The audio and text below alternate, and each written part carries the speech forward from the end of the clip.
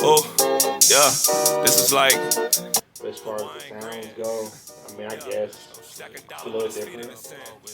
I don't know. I'm thinking of like how can I describe it? Like as in Sample heavy, very soulful. it's sample heavy for sure because this nigga can chop like judo sticks.